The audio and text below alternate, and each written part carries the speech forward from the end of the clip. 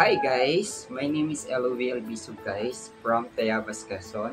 So gusto ko lang po sana mag-audition dito sa Rosmar Mansion ni Rosmar Tan.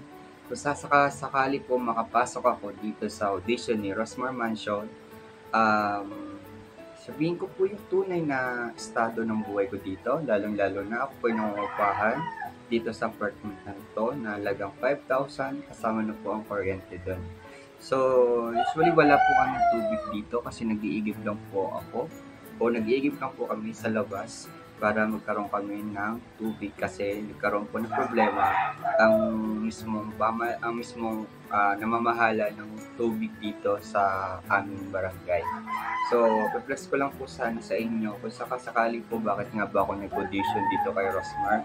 Unang-una po para din to sa pamilya ko, para matulungan ko yung nanay ko sa hanap buhay niya. Kaya ngayon po, i-reflex ko po sa inyo, ako po ay isang TikTok update po dito sa platform ni TikTok. Bali, i-reflex ko lang po sa inyo. Ito po ngayon. Bali, makalat lang po yung aking pwesto. Ayan, kasi may mga alaga po akong pusa. Makalat po yan. At reflex ko lang po sa inyo itong aking apartment na inopaahan sa halagang 5,000. So, kaya ko rin po maghugas ng pinggan. Usually po, kung makikita nyo po, ayan. So, may mga hugasan ako dito. Papakita ko rin, tutor ko rin po kayo sa aking kwarto. Yung kwarto ko guys, ganito siya. Oo, kasi kapag ako'y tutulog at gigising, so, kadalasan, hindi na ako nagtitiklop ng higaan. Lalong-lalo na yung kumot ko. Ganyan. So, pagka tutulog ako, pinapagpagan ko na lang siya. Ayan, ito yung kwarto ko. Ayan, kita nyo naman. Ganyan po yung kwarto ko dito. Tapos, ito yung CR sa inuupahan ko. So, wala kaming tubig dito kasi, ayan, wala. Dahil nga sa mismong namamahala ng ng company ng metro nito ay talagang wala pong tubig. Almost 3 taon na po kami walang tubig dito sa aming lugar, sa aking inuupahan.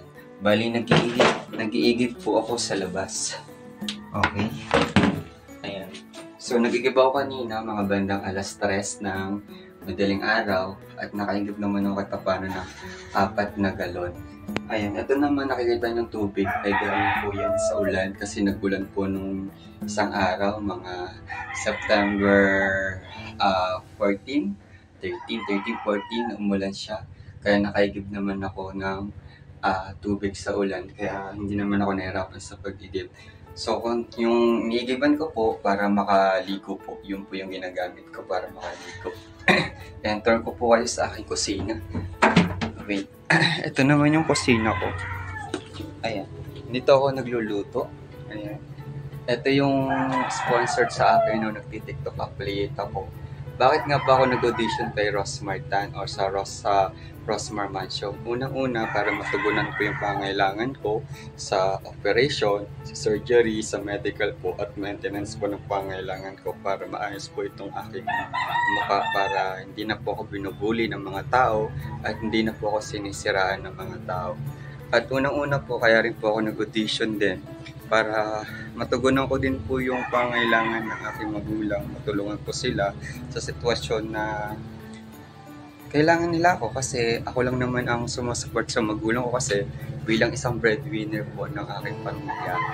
So, gusto ko sanang mabilihan ng bahay o kahit lupa, maliit lang po para hindi na po kami nahirapan na palipat-lipat o nangungupahan dito sa apartment or hindi na po kami pinapalaya sa pinagtitirikan namin ng bahay sa lungsod ng Tayabas kasi wala po kami sariling lupa, kundi nakikitirik lang po kami sa mismong lupa ng gobyerno or sa iba pang lupa.